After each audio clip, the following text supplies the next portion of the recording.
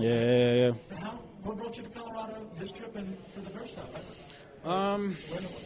I guess so. The first time I came to Colorado was about 2016. Okay. It was in late 2016. So to give a backstory, tell everybody where you're from, and since you're not from Denver, Colorado. Right. So I was born and raised in Kingston, Jamaica. Lived there all my life. So what happened prior up to 2016, I actually had degenerative disc disease. Okay. Right. I'm sorry. Yeah. So that's actually one of the reasons why I got into the cannabis industry from the get-go. So what happened is that I was explaining I played water polo, and what happened is that I literally got this disease, and I was on 13 pills a day.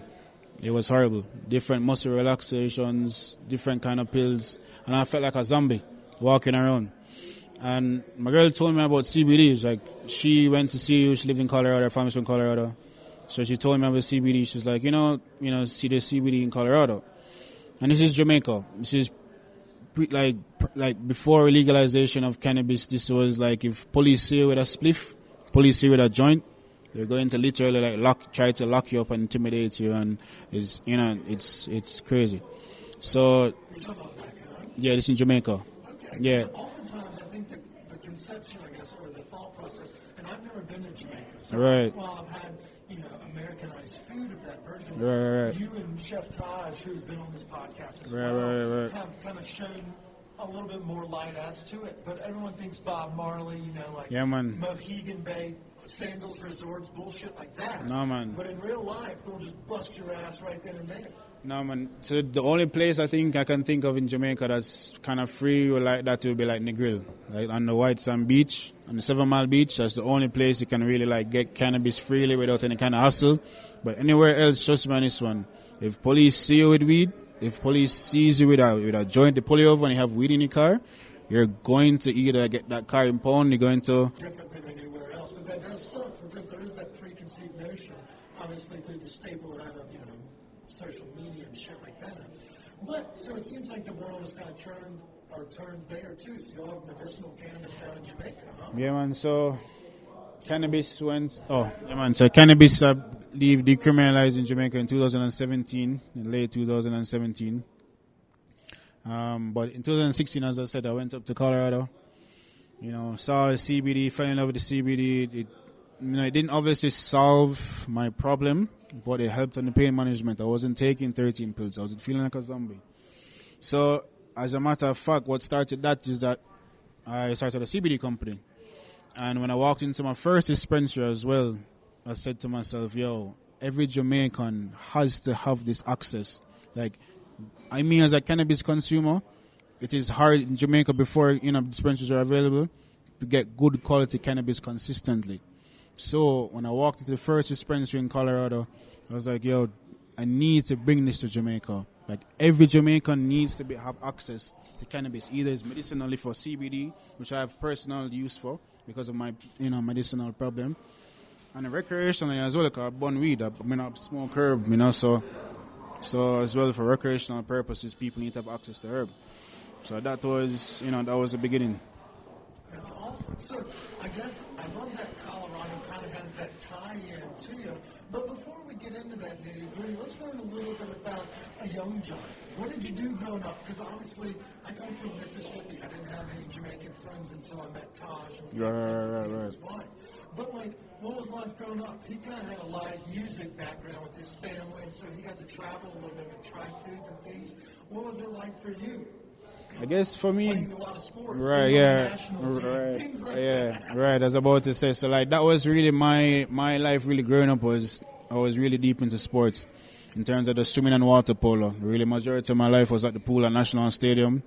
Some for I made the national team, but honestly, swimming became boring for me.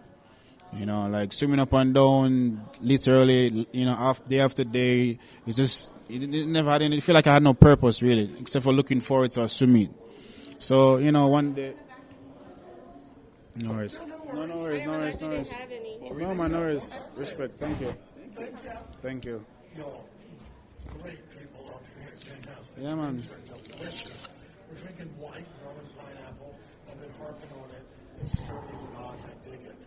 But yeah, so yeah, you spent a lot of the time good trooping in the pool, playing a bunch of national team sports. Was it a competitive? I didn't think there was Olympic development programs. They called it OEP. Okay. Sports, so you would like try to see if you'd be worthy. I was obviously not worthy. Here I am smoking pot, eating food. Right. But what was that like? Were you just like, it was every day, like travel teams, like you're always going to meets and shit, and then you found that wasn't what you wanted to do growing up?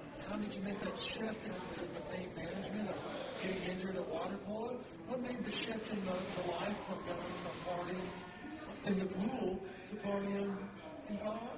Well, that's different. Well, I stopped playing water polo probably about 2000 and probably like 14, and started to deal with the pain management. So at that time, I mean, obviously, I have an entrepreneurial spirit from I was a little young boy, and the first company I started was Crank Roots Tonic Wine, which was 2013, which was a competitor to the monopoly in Jamaica called what do you call it again? Ross, what the tonic wine called again? Magnum, right? Magnum Tonic Wine, right? That was our competitor back in the day, right? So that was it was a organic competitor to Magnum Tonic Wine, which is full of alcohol, and it was the first business I started, and then got into lighting as well, into LED lighting, which we started to at that time. Jamaica passed a law for green space, so we could actually import LED technology without paying any duty taxes. So we started to import LED technology, smart home technology, started to outfit out of construction. And after that, I mean, that was practically, where I was before coming to Colorado. And, learning about CBD, learning about the cannabis industry. And at that time, exactly, Jamaica, I got word that Jamaica was going to get legal for, medicinal weed. So, met up with Starbuds. And here we are a couple years later, the only deli-style dispensary on the island. One location in Kingston, one on the North Coast coming. It's been a hell of a journey. There's a lot more that came into the equation over the years, opening COVID. COVID in Jamaica was horrible. Tourism is our biggest, asset to our GDP, and we lost it. And we lost it for about 2 years. And it was a really bad time, and there was nothing in place for the government. You guys got stimulus checks. We got lockdowns and curfews. That's what we got. It was horrible. Sometimes you had to go home at 8 o'clock, 6 o'clock. Sometimes you couldn't leave your house. So not just us as the cannabis industry suffered, but a lot of people suffered. A lot of businesses closed. It's a bad time, And so now we're kind of rebounding. We're looking at Q1 near to Q2. Tourism is getting back on track. So, it's just now the government to really make the right moves to get us where we need to get, So let me ask you a quick question.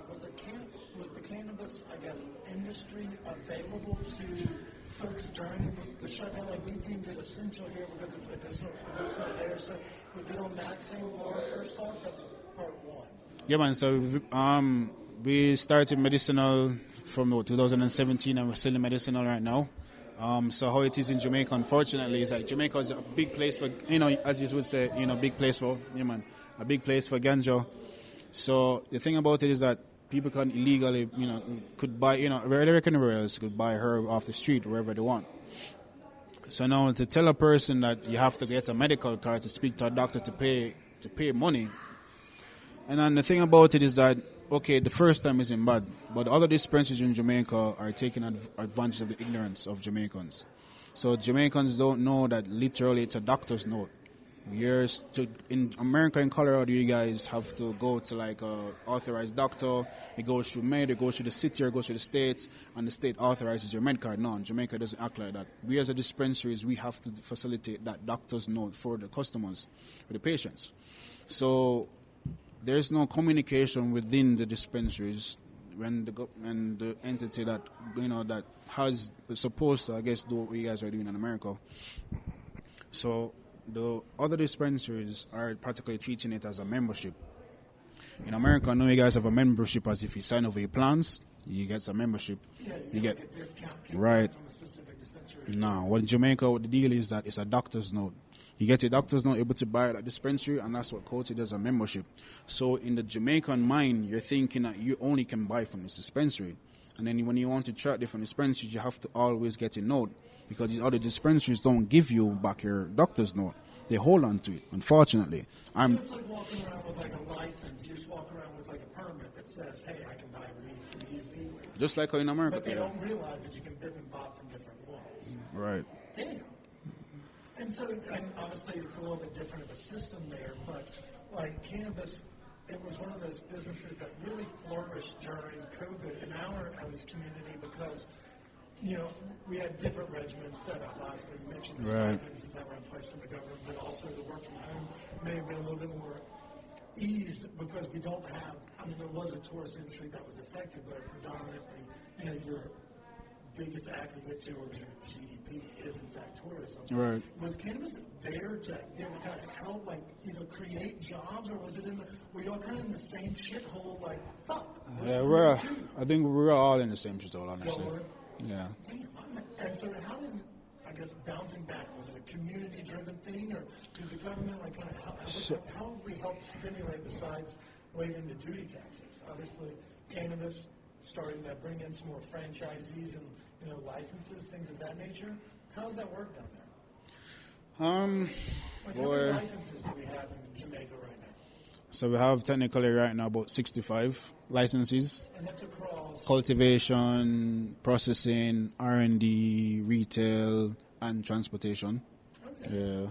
And then, so like we've seen a little bit of an interesting dynamic with how the prices and even I guess the consumption in Colorado and maybe across parts of the United States has diminished, especially since COVID has gotten down. So I invited a buddy of ours, sponsored the podcast, and dispensary owner Charles Cromer from Cali's, who can speak more to the American side. But has Jamaica started to seem like with more I guess entities popping up? Has it become a society where y'all work together? Is it very competitive? How's the price in the market seen there in Colorado or in Jamaica as it is to America? So the price right now in Jamaica for a flower pound is about, on the low end, about 500 US, and then in the top end is could be about $1,100, and it has to be really good quality.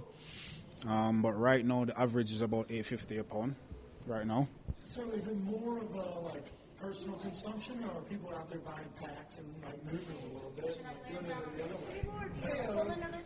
All right, so the food got here and we got interrupted, but I think I'd ask we were talking about the market in Jamaica and the cannabis scene, because Colorado has been a little bit of fickle, and so has California. Right, okay, cool. How does the future forecast for the Jamaican cannabis, I guess, market, especially as we see tourism and things of that nature coming back?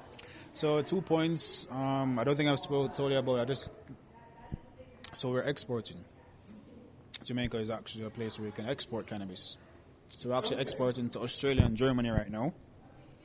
I believe the number reported last year we did about a little bit over 1,000 pounds. So we're working on the quality of cannabis, I believe, right? Because as we know, Jamaica's brand Jamaica, is one of the largest brands a country can really carry internationally. Like, we have the fastest man in the world, we have Bob Marley, reggae music, and you can go to Austria, you can go to Germany, you could go to Croatia, wherever it is, and people will be singing Bob Marley, people will be wanting Jamaican culture. And these European festivals apparently are the largest, and it's a reggae concert. So the brand Jamaica is, and there's this thing they always say, you can go to every country in the world and you can find a Jamaican.